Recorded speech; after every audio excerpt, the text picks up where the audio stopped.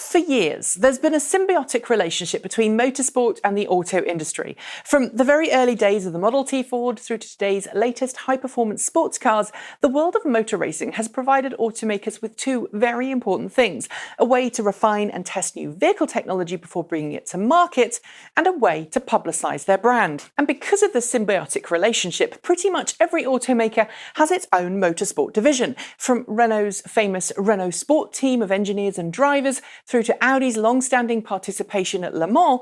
Racing has gone hand in hand with building, developing and selling cars. This is especially true in touring car racing, where cars being driven on track are heavily modified, race-prepared versions of production vehicles that you could buy and use as a daily driver.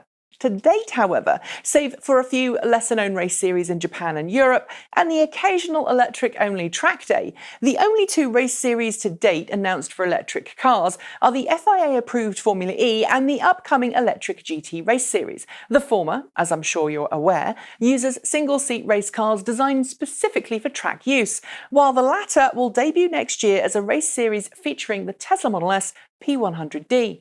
But at this week's Frankfurt Motor Show, Jaguar Land Rover announced that it's partnered with Formula E to launch a new race car series designed specifically around its soon-to-launch I-Pace electric SUV. And it's something I think you should get very, very excited about indeed.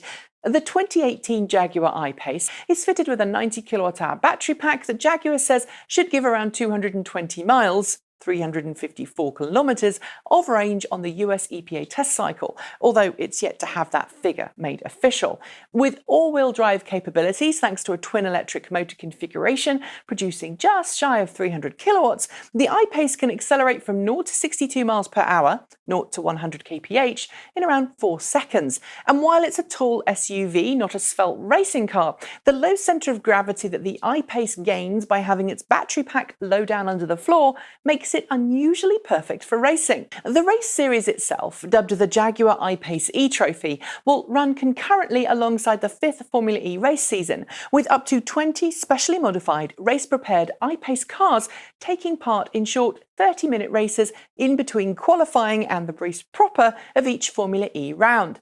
The cars themselves will be built by Jaguar Land Rover's Special Operations Unit and, just like touring cars, will be heavily modified versions of the production vehicle. In this case, a production vehicle which will hit the market in the second half of next year.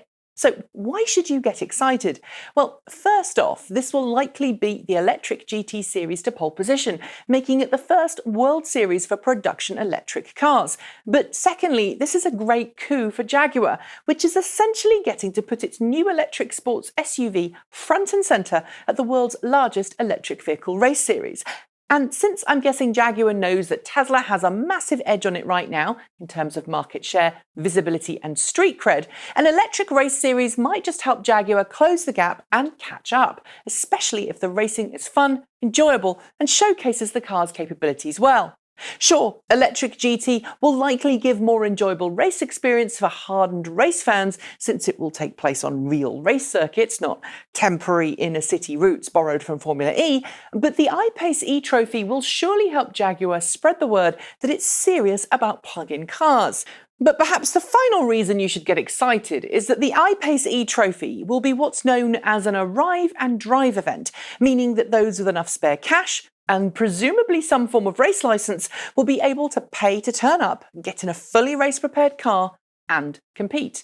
While that's not going to be in the price range for a lot of racing fans, I can certainly imagine serious amateur racers stepping up to the plate to give the I-Pace E-Trophy a go, if only for curiosity's sake. What's also worth noting about Jaguar's new race series for the I-Pace is the timing it's going to be using for the race series and then mainstream vehicle production. Rather than wait for the I-Pace to enter production and then enter into a racing partnership, it's decided to do the opposite, getting the I-Pace out on the track and demonstrating its capabilities nearly a year before the car becomes widely available. And of course, in doing so, Jaguar not only gets the benefit of advertising on its side, but it also gets to refine and tweak its production I-Pace as a consequence of racing the car hard on tracks around the world. It's a win-win-win. Don't you agree? That's it. Thanks for joining me. See you next time.